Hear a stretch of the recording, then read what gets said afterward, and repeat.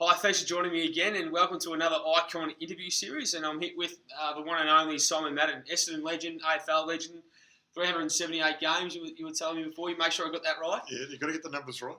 So what else can I add to that list? Obviously, Team of the Century. Two premierships, Norm Smith Medal, Essendon Team of the Century, Essendon Hall of Fame, AFL Hall of Fame. I've got a cinema named after me. We've got a street named after. These are things that Essendon Barrackers do, you know. Plus. A very impressive CV. So it's great to have you on board, Simon. And tell us a bit about yourself now. Obviously, you've been retired from the game for quite a considerable amount of years now. Yeah, 23 years, I think. 23 going to 24th. Look, I was a teacher originally and, of course, played league football, then moved into the business world. Small, medium, large, national, international businesses I've worked in, sales, management positions. And then 8 years ago, I had an opportunity to move into my own business, own consulting practice. And somebody said to me, you should do this. And I went, why? And they talked me through it. And I went, okay, that makes sense. And I've found that, originally teacher, parent, sports coach, senior, junior, really enjoy seeing people improve. So, I got into this game, the coaching, training, facilitating industry, because I could see that some of the things I learnt out of sport about high performance teams, about continuous high performance, about taking people from here to here, that was very applicable to the business world. And I'd worked in a couple of scenarios where I thought these people aren't being. We're not getting the best out of these people. And so that's why I work with organisations to improve their people and thus improve their business. Fantastic. Yeah. Winning Proprietary Limited, simonmadden.com.au, there's the plug. Right? Yeah, write it down. We had a coffee before, Simon. We were talking about how drive and hunger is a really important point, a really important attitude to have to success. Now, for you, is that the number one crossover from sport into business? Look, it's really interesting because I think a lot of time people think in sport that it's about talent.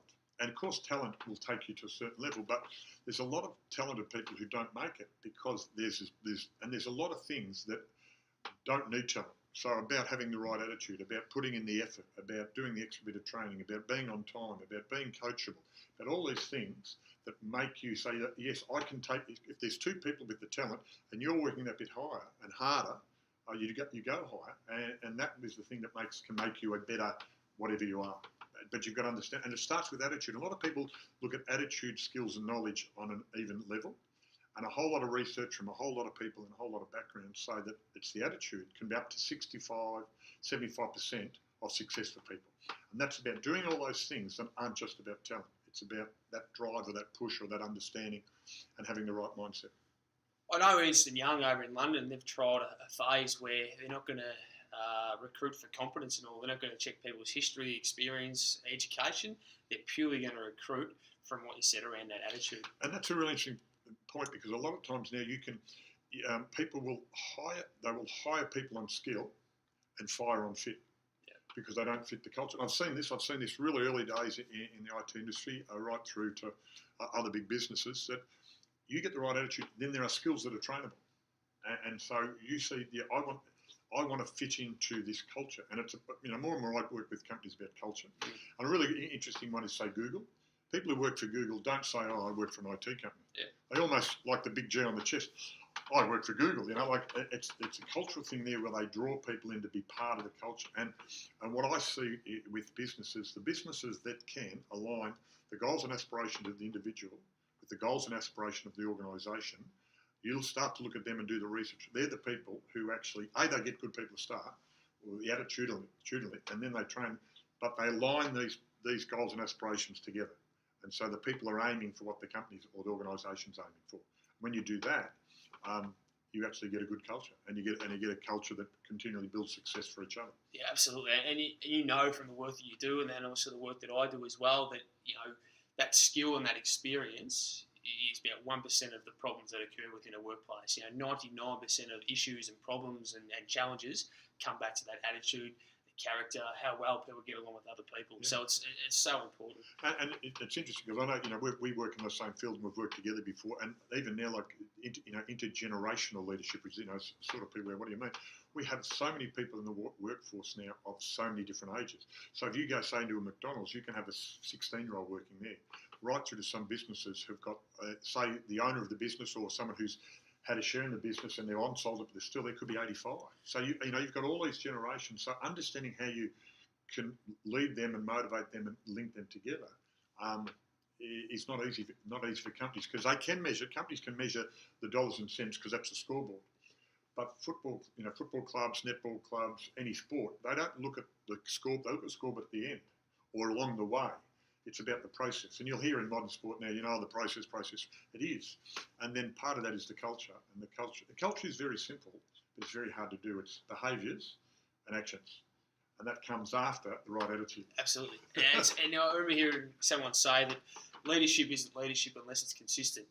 And that's the same with culture. You can't just expect to rock up one day a week with a positive attitude and create a good culture. It doesn't work that way. No, exactly right. And really good cultures, and I know this from the sporting world, I've seen this, really good cultures, the people hold each other accountable to the level that they want. And as soon as you don't hold each other accountable at that level, then the level's going to be lower. Yeah. And that's what the real level is. But and a lot of people can talk the talk, but they don't want to walk the walk at the same time. No. And that's just a rule of life, and it's a rule of business, and it's a rule of sport. Yeah, if you don't hold each other accountable to those high expectations, those toxic environments and those toxic behaviours start to creep away at the core. Yeah, and you've really got to be, as you said, it's a constant thing. It should be in the back of the mind of the manager or the leader or both. And there's different skills. One manages, one leads different. It's always got to be there to make sure you're keeping people accountable and each other accountable to that level that you agree to. It's not forced upon you. It's got to be agreed to. But you agree to that level of performance, then that's what you're aiming for all the time. Now, like you said before, we've done a bit of work together side by side. I've obviously heard you speak a lot of times, and people that don't know you and haven't heard you talk, they wouldn't know that you're quite a deep thinker and you're very philosophical around your words. Thank you very much. Very articulate, of course. Thank you. Not too many hits in the head, Blaine. No. So what advice would you give to, and you spoke about that cross-generational leadership before, and what advice would you give to an up-and-coming business person, up-and-coming sports person, up-and-coming entrepreneur around taking their performance to that next level? Well, it's a really good point. I think if you think you can, you think you can't, you're right. And I won't go through it all, but the way the brain works, major thought in the front of the brain. If a sports person gets up in the morning and looks in the mirror and says, "I'm going to have a bad day," the back of the mind will find everything to justify that. If you get up and say, "Well, I'm going to have a really red hot go today, it's going to be good," your brain will find everything to back that up. So for the entrepreneur or the young business person who wanted to go, you've got to be able to get up there time and time again and say, "Yeah, I'm going to go," and you'll fail. You'll get knocked over. And I learned this from sport, but success is, and it's not mine originally, but it always sticks in my mind. Success is not. Success doesn't come from never falling. It comes from rising every time you fall. And I know in some people in hard situations they get knocked down one too many times and don't want to get up. But most time in sport you'll find that everybody makes a mistake, but they learn how to make the least amount of mistakes over time. But they get knocked out and they get up. And I learnt that through footy, but in life too. That you have your downers, but you get up and you keep going.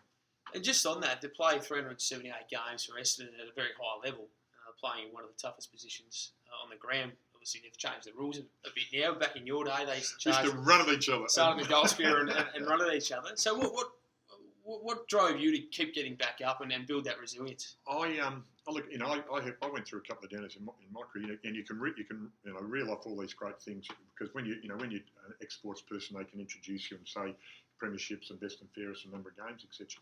But for every plus, I can tell you minus. I can tell you that I got sacked as captain. And I can tell you that when I was 25 and after two best and fairest, I need to change bench for the seconds back then. Not many careers go from that. And I can remember saying, well, I could blame anybody else. And I always remember saying to myself, well, people have a different view of my ability than I do. So what am I going to do about it? Because it's very easy to point the finger, blame everybody else.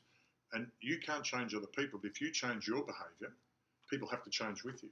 So I always remember I said to myself, I really like doing this. And I love playing football. Yeah. I wasn't much good at any others. I like basketball, golf, tennis, anything with a stick, cricket. Right. No good. Okay. So I love football, and I really wanted to be part of it. And so I had this trough in my career, and I said, well, okay, where am I really? And it's not about being hard on yourself. It's not about being soft on yourself. It's about being realistic with yourself. And I said, okay, this is where I'm at. And I didn't have to blame anybody else. I said, so what am I going to do about it? And I remember, this is a bit cheeky for a young fella. I remember saying, I'm going to win the bet. This is 82, end of 82. I'm going to win the best and fairest next year. Now, that's a bit going because you get injured, but I was pretty resilient. I didn't have many injuries. I said, so what that meant was, could I win it or not? I'm not sure, but I would do everything. That was the driving force. I'd do everything to win that premiership. I started to win the best and fairest and hope eventually we got a premiership, but to do everything for me to know that I could show these people that I could play. And I won the best and fairest that year and the year after.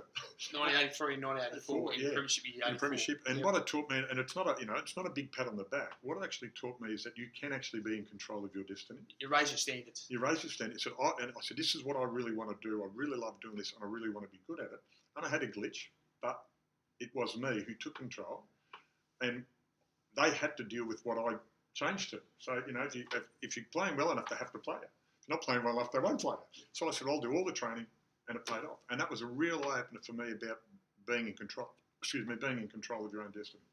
Fantastic. And some great advice there for especially the younger viewers and the younger listeners around that internal attitude. We can't have that entitlement attitude where things are just going to come to us. We've got to go out and make things ourselves. And look, I've always said it, you can have cliches, understand it, but for me, I really believe that if you don't understand the struggle, you'll never understand the success, right? And a lot of people want the success in a hurry, and it doesn't happen. And I see people in the music industry. I've got, a little sideshow. I've got a little band going, for a hobby with some friends. Yes. Better late than never. Looked it up too. But I see in the music industry where all of a sudden I've got this. I think it was Ed Sheeran was the first one I saw, where he was this overnight success. He said, I've been doing this for 10 years to be an overnight success. Yeah, absolutely. So they understand the struggle and they know how hard it is to work to be up there. So if you understand that, it's not going to come easy. If you think it's going to come easy, you're wrong. Perfect advice. And now, people that know you, Simon, they know, and I know that you love a chat. We've got to wrap this up. But you obviously played under one of the great AFL coaches in Kevin Sheedy, and you had that relationship with him. And obviously sometimes, like with any coach, it's up and down. Up and down. Now that you're in a position as a coach on the business front and in the business world, what's your coaching philosophy around raising people's standards and hence raising people's performance? Well, it's a really good point. And it's really interesting with Sheeds because Sheeds was so positive. He's very hard. We trained really hard and he's harsh on it, but he was so positive. And I can remember once, we got beaten by 32 goals up in Sydney. I think it was 30 goals, right? And they had this new song, and I didn't know the song, but I knew at the end of the game because they played it after every But even then, he'd come in and say, we got to play today. That young bloke on the wing, he was good. He'd always find something.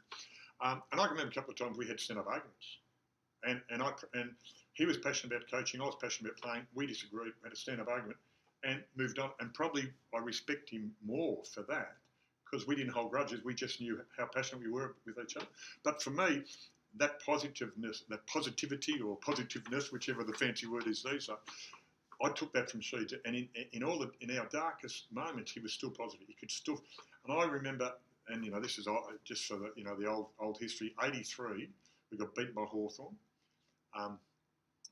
In a grand final, got back then a record score. We could never beat them again in 84. And in the second semi, some people say it was one of those great games.